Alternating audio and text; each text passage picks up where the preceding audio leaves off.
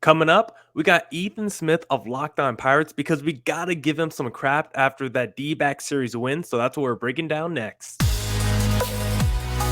You are Locked On Diamondbacks, your daily Arizona Diamondbacks podcast, part of the Locked On Podcast Network, your team every day.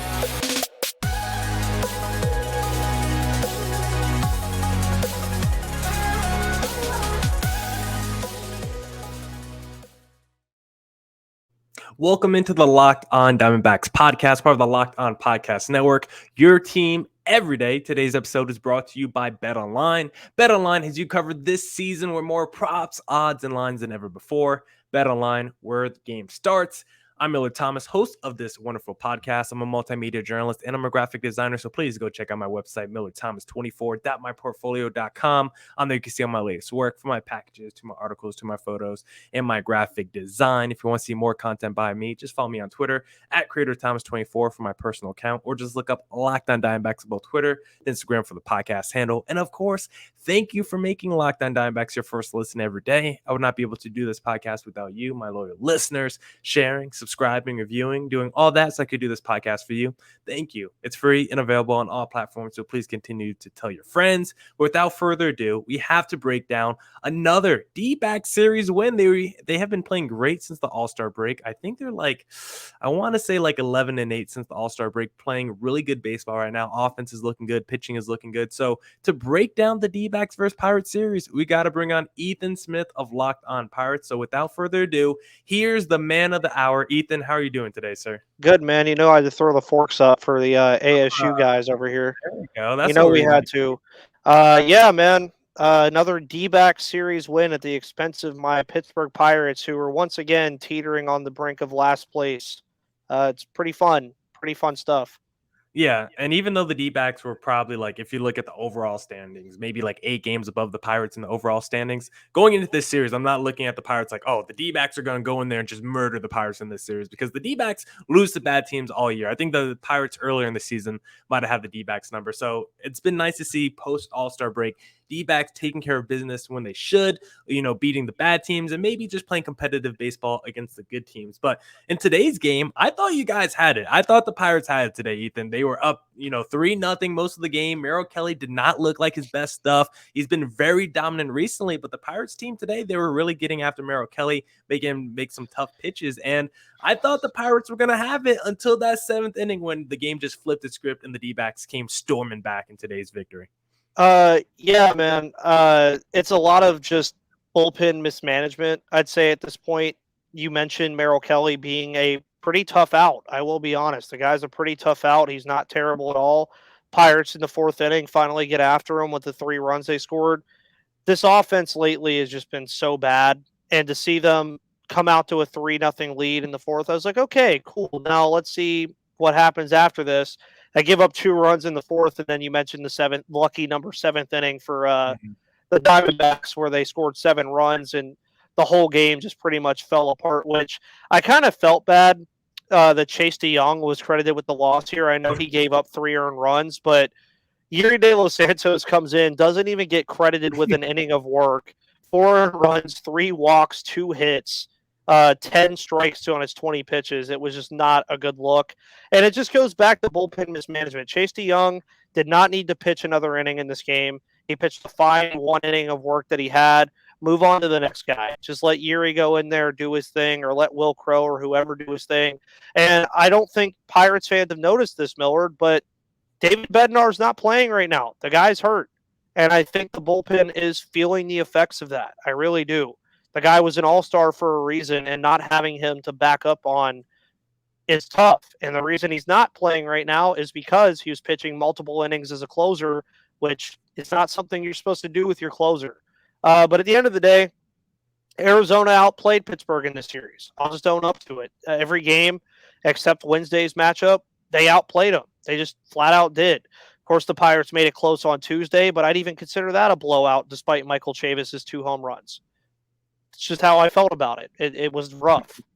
Yeah, that's just how you felt about it. Yeah, last night I thought the D-backs might get because we're recording this on Thursday, it's gonna drop Friday. So last night is technically Wednesday night. And I thought the D-backs, they looked like they had a chance in that ninth inning, bases loaded, nobody out, and then Carson Kelly comes up to the plate, and it's like, do you even understand if you saw the play what happened there? Because Carson Kelly hits the ground ball, they go to second first, that's a force out there, and then the runner who's going to third, he tries to go back to second. There's a lot of hoopla about what's happening. Like, I don't know. Do you know the baseball rule? Like, if it's a force at every base, and like in that situation, the guy, he went to second first, does that mean the runner going to third, he's allowed to go back to second base and he has to be tagged? Is it no longer a force out at third if I go to second first? I was really confused by that play last night. The one where Tucupita Marcano scored on the rundown. Yeah, no, not the one today. The one in Wednesday night's game where it was Carson Kelly, ninth inning, bases loaded, and then it was like 5 minutes of stoppage of play because they went to go review it because we didn't know if it was play, or both the runners were on second base at the same time for the D-backs. But I was so confused as to what was happening there because I thought it was a force out at every base. So they threw it to second, which was the force out, but because they went to second first, I guess the runner who's going to third was allowed to go back to second, but he had to be tagged for it to be considered an out. So it was just a confusing play overall. What I think happened was they credited the guy that was on first as the out at second as the force out. Mm-hmm. So that then made it not a force out anymore after that point. So I guess the runner going to third was just like free, like has to be tagged regardless at this point because he's advancing. I have no idea. The only question I have is how did the Pirates manage to pull off the same rundown play on you guys 2 days in a row? 2 days in a row with basically the same people. I know, that was so nasty to see because you get the rundown and you're just like, this guy from third is going to try to score here. And the guy does, and he does score. And then it's like, you can't even, if you're going to let the guy score from third because you're so committed to the rundown, then stay committed to the rundown. Don't be distracted by the guy at third. At least either keep the dude at first base and make sure the guy at third stays at third base, or just allow the guy at third to score and get that sure out at first base, because the D-backs did nothing. Mm-hmm. Once they saw the guys breaking for home, they were distracted by him. He ends up scoring because the D-back just had to eat it. Then the guy who was caught in the rundown, he just ends up going back to first. And it's like, how do you do this, D-backs? How do you end up in this situation once again? Because their outfield defense is elite. Alec Thomas was making great plays as he always does in the outfield, but the infield defense could be kind of shaky at times.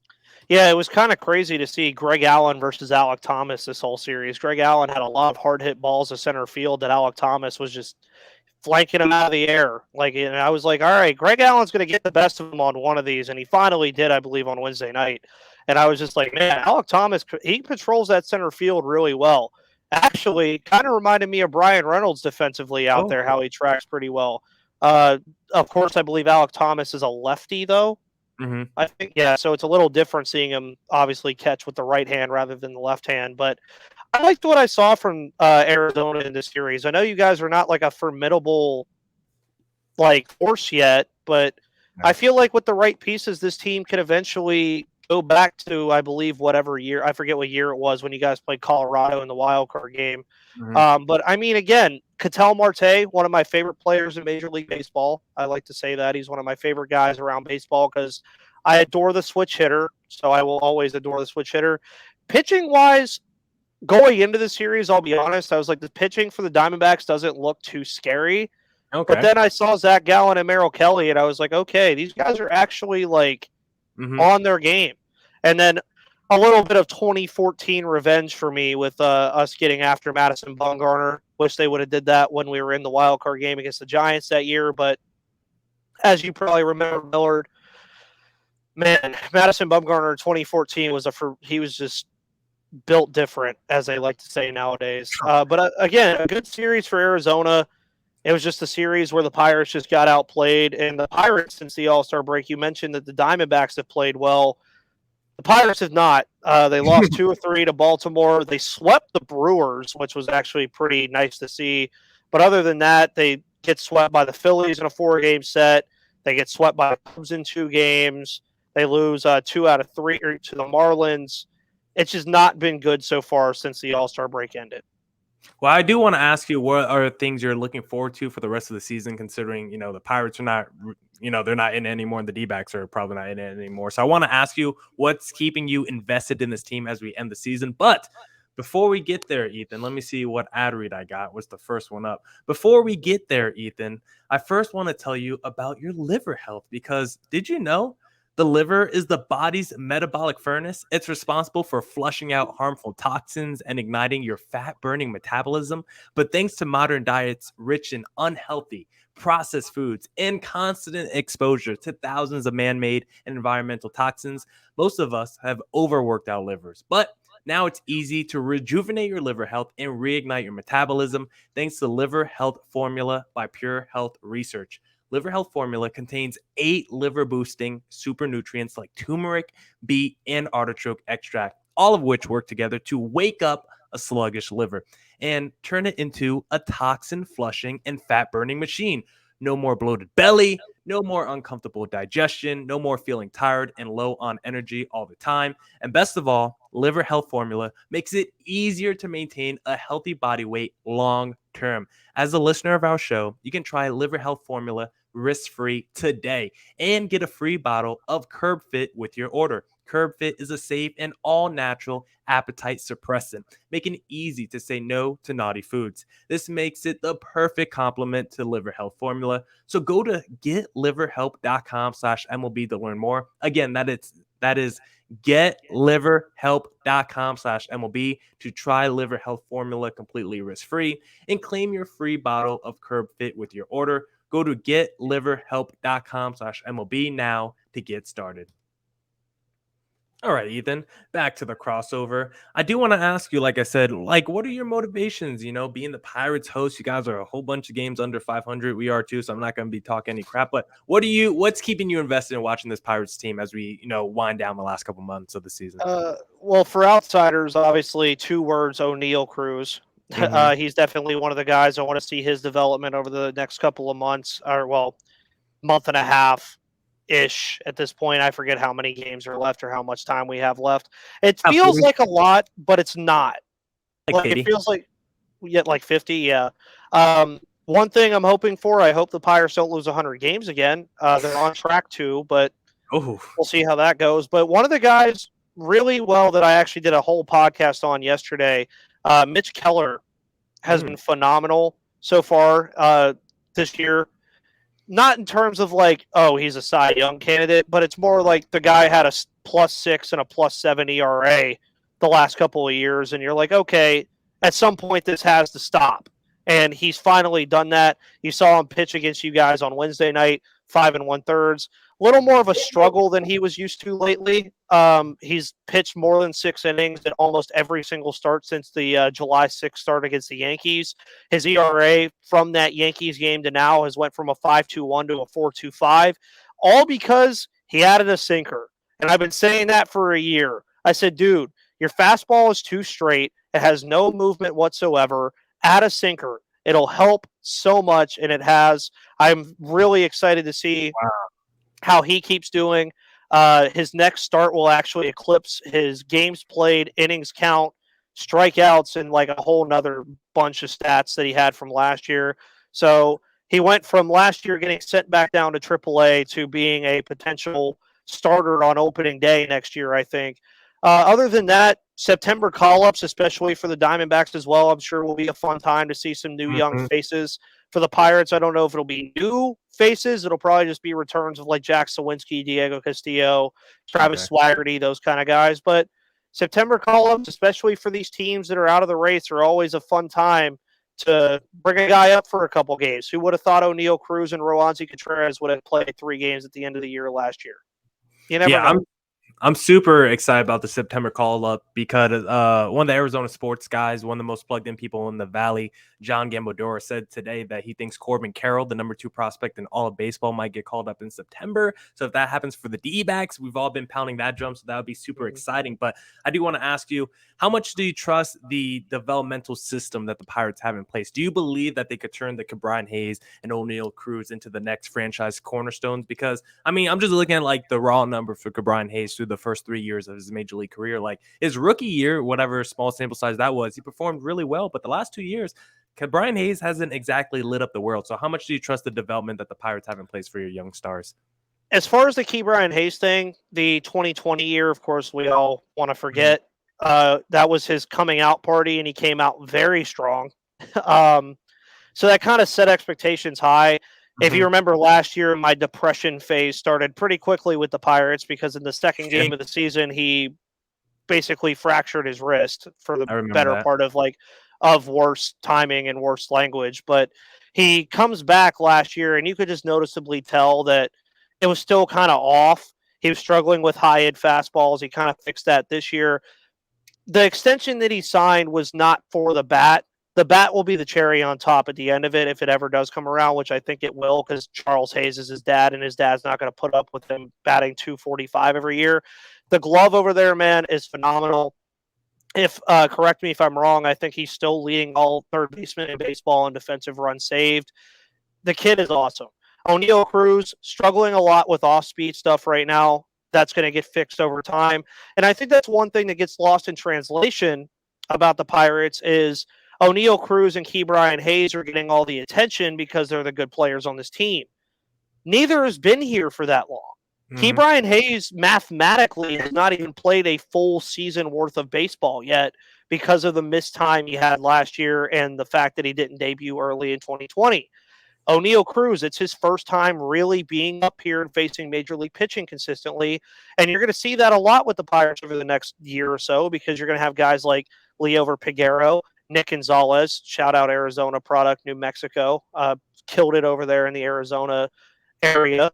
By the way, I don't know if you guys saw as well that Grand Canyon University actually hired a former Pittsburgh Pirates player as their assistant coach, another West Coast thing. But you're going to see a lot of young pitchers start coming up. You're going to start seeing a lot of these younger guys next year even come up. So if you thought the youth movement only started this year, nope, it's going to keep on trucking. But there's going to be growing pains with that.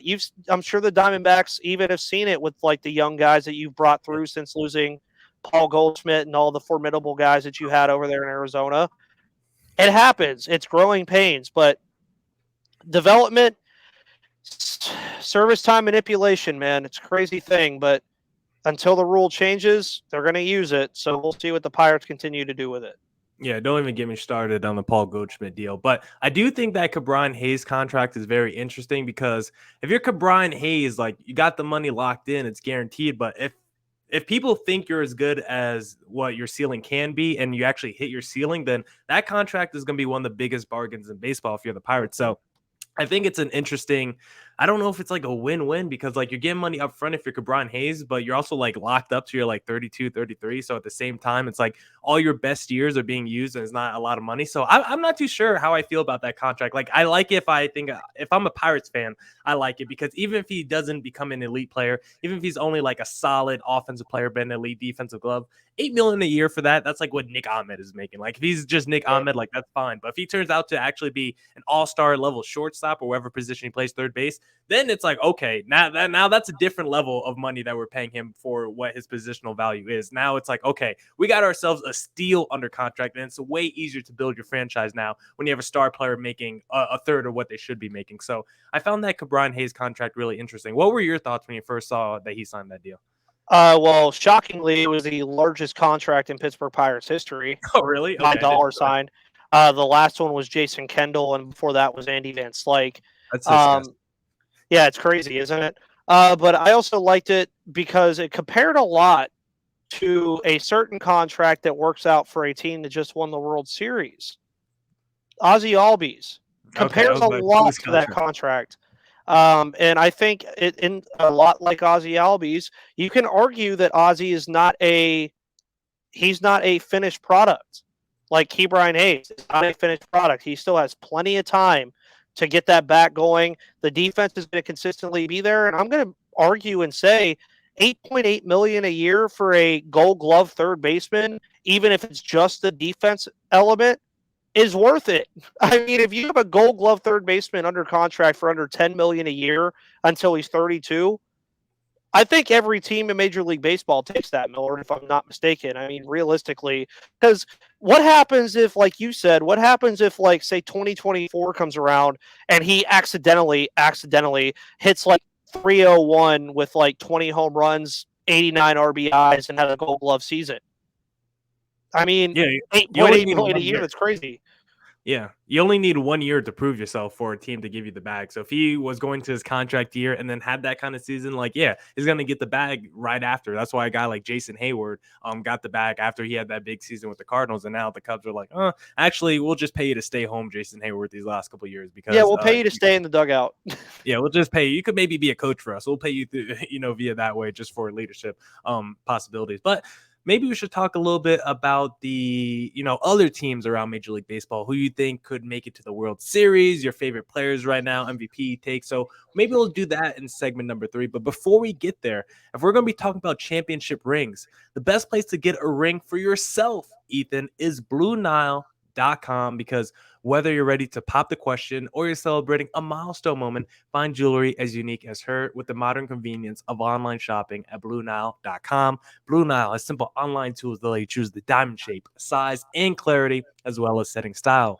Blue Nile's bench jewelers will then handcraft her perfect engagement ring. Each ring is one of a kind, just like her. Looking for fine jewelry but having trouble choosing? Blue Nile had jewelry experts on hand 24/7, available via phone or chat to help you find a memorable gift at every budget. Make your moment sparkle with jewelry from BlueNile.com, and going on now is the Blue Nile Anniversary Sale. Save up to 40% on classic fine jewelry pieces and 25% on engagement ring settings. Plus, every order is insured, ships free, and arrives in discreet packaging that won't give away what's inside. Shop stress-free and find your forever piece. Go to BlueNile.com today. And BetOnline.net is the fastest and easiest way to check in on all your betting needs. Find all your favorite sports and events at the #1 online source for odds, lines, and games. Find reviews and news of every league, including Major League Baseball, NFL, NBA, NHL, combat sports, esports, and even golf. BetOnline continues to be the top online resource for your sports wagering information, from live in-game betting, scores, and podcasts. They have you covered. Head to BetOnline today or use your mobile device to learn more about the action happening today. BetOnline, where the game starts. All right, Ethan, segment number 3. I'll let you take in any direction you want to go to. Do you want to talk about the teams you like the most for maybe a World Series matchup, sleeper teams that you think people should keep their eye on? You got MVP candidate, Cy Young candidate. You got a hot take you want to get off your chest? I'll let you take this part any way you want. Well, one, I think it's absolutely awesome in the American League that the 4 wildcard teams are Toronto, Seattle, Tampa Bay, and Baltimore. Don't know how many people would have told you that would have been what the AL wildcard was going to be before the season started, considering the White Sox and Red Sox are just on the outside looking. So you have 1, 2, 3, 4, 5, about 7 teams that have a realistic shot of making the American League wildcard. That's very fun. The NL is a little different. Atlanta, Philly, San Diego, Milwaukee, and the Giants are all kind of those teams right now that are in that spot. I definitely think the top 3 will stay that way. I think it's going to be Philly, Atlanta, and San Diego, or possibly the Mets if the Braves catch the Mets, but I don't think that's going to happen. As far as playoffs and playoffs, as far as that goes, it's very hard right now to bet against 2 teams that I've seen, and it's probably an unpopular opinion, but Houston and the Dodgers or the Mets right now are kind of like, to me, the 3 teams. Now, you're probably wondering, why not the Yankees? Well, they've lost 7 out of their last 8 games.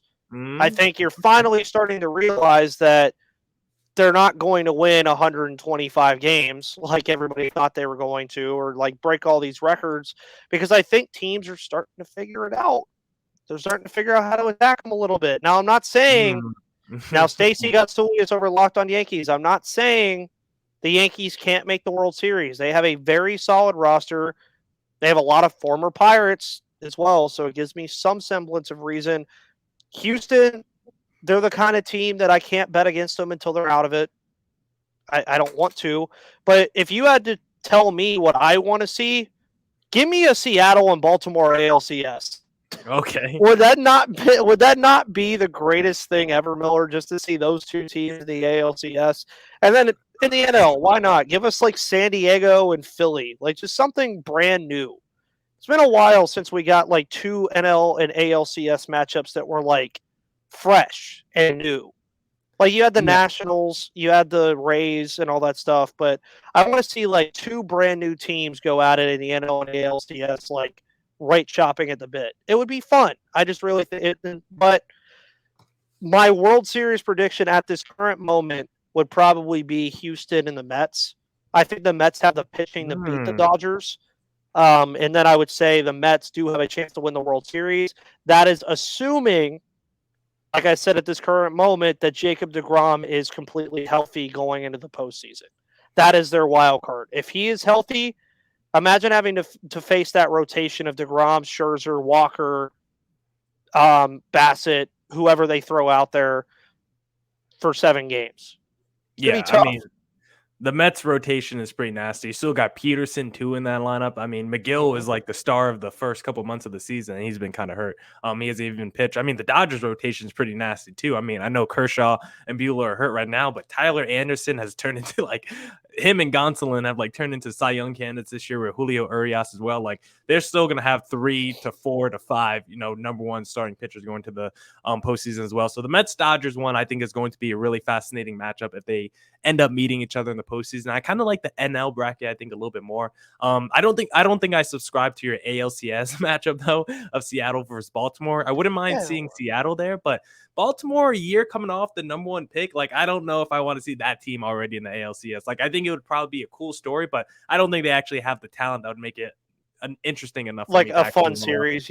Yeah. I don't think like who's on Baltimore that's like interesting that would even know. Like they already traded Trey Mancini, they traded away their closer. Like I know they got one of the top rookies right now in baseball, and Adley Rutschman, but like there's not a ton. They got Cedric Mullins out there, but there's not like a ton of star power that would be in that series. The Seattle side would be fun with Julio Rodriguez, Ty Francis, Castillo. I mean, as a D-backs fan, we'll see a little Robbie Ray in there as well. But from the Baltimore side, I'm like, I don't know if I would like that too much. But I wouldn't mind the Phillies versus Padres NLCS. I think that would be a ton of fun. Of course, you got the Bryce Harpers of the world and the Tatis's of the world. So just from a star power matchup, Soto, I mean, it would be an insane collection of talent. That's why I like your NLCS, newcomer prediction a lot more than an ALCS, because at least we're getting talent in that NLCS bracket. And overall, do you feel like which side of the bracket do you like more? Do you think which side of the playoffs, if you're, a random team dropped into each conference, which conference would you rather be dropped in heading into the postseason? Do you think the American League is tougher or the National League? The American League, 100%.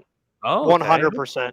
Because, I mean, in the NL, you're looking up and down the teams that you would have to play. Like, let's just say randomly you adopt the NFL format and you're the number 7 seed and you have to play the 2 seed. That means you're either playing the Mets or the Dodgers right off rip.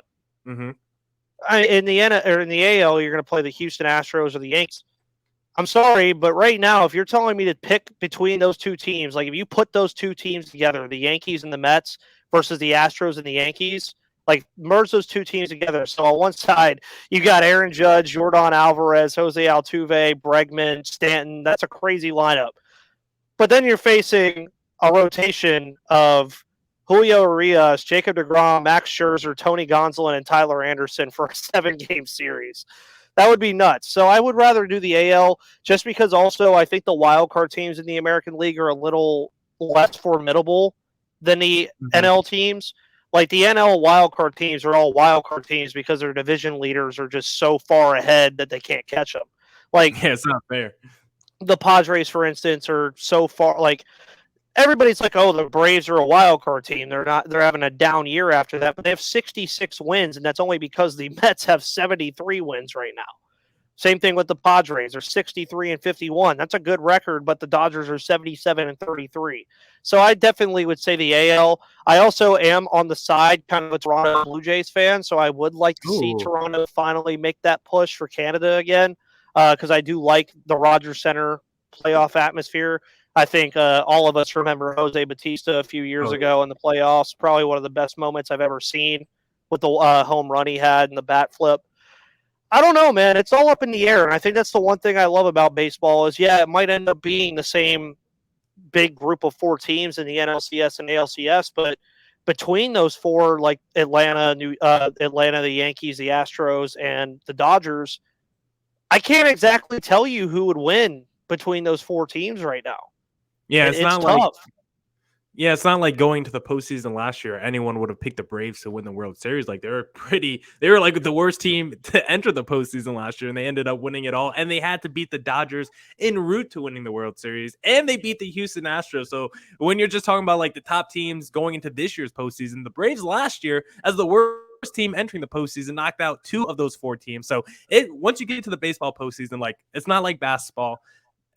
The best team doesn't always win in baseball, even though it's a 7-game series. It's more like the NFL where it feels like either team could really win because every game feels so singular because you got a different starting pitcher on the mound. You might change the way you do your bullpen. You might switch up your lineup. Like it's not going to be the same team that basically you're facing every day. So I think the baseball postseason is very interesting that way. But real quick before we get out of here, are any of those wild card teams that you're looking at right now that are on the outside looking in?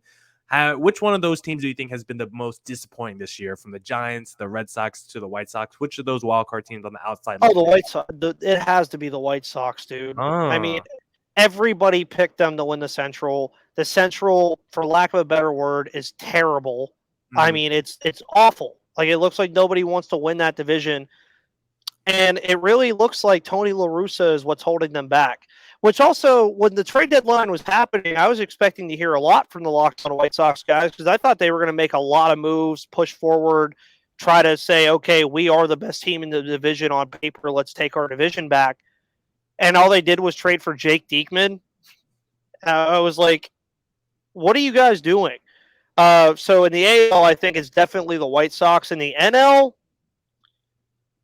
it's hard to say the Giants, but I think it has to be the Giants because they come off of a season where they win 107 games and now they're under 500 and pretty much out of it. You could kind of throw Miami in there. Miami did have a little bit. I don't remember if you remember this in the preseason, but there was a little bit of chatter that that starting rotation was going to push them into a playoff spot. But I would say San Francisco and the White Sox are definitely the 2 most disappointing teams on the outside looking in right now. And then I didn't want to give the cop-out answer, but if you're a team that has Shohei Ohtani and Mike Trout on your team and the Pirates have about the same record as you, you're doing something wrong. Yeah, I mean, the Angels just perpetually, I think that's the word, live in just disappointment. They just constantly, maybe I should just say constantly, they just constantly live in a state of disappointment because they can't do anything right. I would probably see, I know a lot of people say the White Sox are like arguably the biggest disappointment this year, but I feel like they've had so many injuries with Eloy and Tim Anderson, and who's there? They had another outfielder who's always hurt, and then Lance Lynn has sucked this year. Andrew Vaughn, I think. Yeah, maybe Andrew Vaughn. Like they've had, or Luis Robert. He's only played 80 games this year. He's been pretty hurt for most of the season. I feel like they've had a lot of injuries. That's why, to me, it's the other Sox team. The Boston Red Sox have been the most disappointing this year because they were 2 games away from the World Series last year, and it felt like they just addressed none of their issues entering the offseason. And they were actually like, let's actually, create a fire within our locker room and keep talking about how we're not going to pay any of our players. And then we are going to pay Trevor Story a nice 70 or 100-something million dollar contract, but we're going to play hardball with Bogarts and Devers, 2 homegrown superstars that we already have in our organization. Feels like the Red Sox want to do a fire sale this past trade deadline. I just feel like they're the most disappointing because I just don't know what they're doing. It feels like they're not trying to win games, and they've had a championship core the last couple of years, and instead of trying to add to it, they've been tearing it down. That's why I feel like the Red Sox, to me at least, are the most disappointing. I also think the Giants are super disappointing, but I felt like there was going to be a regression with them, not just because everything broke right for them last year, but also Buster Posey retired. Kevin Gausman left. Of course, you replaced him with Carlos Rodon, but you also let Chris Bryant go. I mean, he hasn't been great this year, dealt with a lot of injuries, but I just felt like they lost so much from their lineup. Plus, they had so many dudes have career seasons last year with the Brandon Crawfords and the Brandon Belts. Like, they had to take a step back, and I'm kind of glad they did because, of course, as an NL West guy, I'm not pro-Giants, so I'm glad to see them struggling this year. Ethan, any last words before we get out of here today, sir? Let's hope 2023 for both the Diamondbacks and the Pirates is a much better year than right now. Yeah, I'm expecting slightly better, but I'm still expecting maybe 2 to 3 years down the line for the D-backs because I think they're just relying on internal development and all these players coming up through the farm system to carry them because they have no idea what they're doing when it comes to free agency or trade. So it really needs to be their prospects that help out and turn around this team. Ethan, where can the Locked On Diamondbacks listeners find you on social media? at MVP_Ethan on Twitter or at Locked On Pirates. I'm always saying something on Twitter that's making somebody mad or somebody starts applauding it. So make sure you check that out. Also, again, you could find my podcast wherever you find Millard, Spotify, Odyssey, Google Play, pretty much wherever you find your podcast, and on YouTube where you can see this wonderful mug every Monday through Friday. Talk about the Pirates. And no, I do not say yins as much as you think I would. But hey, it's about that time for the Diamondbacks and the Pirates to be playing each other in the NLCS in 2025. I hope so. I hope so, buddy. I hope that happens. Well, that's it for this edition of the Locked On Diamondbacks podcast. Thank you to everyone who tuned into today's podcast. Thank you for making Locked On Diamondbacks your first listen every day. It's Friday, so go catch up on any pods you might have missed this past week. We got some great pods this past week with Silly Baseball, of course, so go check out his pod as well. Locked On MLB, Paul Francis Sullivan. We know he's a walking baseball encyclopedia, super knowledgeable about the sport, so go check out his podcast. And as always, stay safe, stay healthy. Deuces.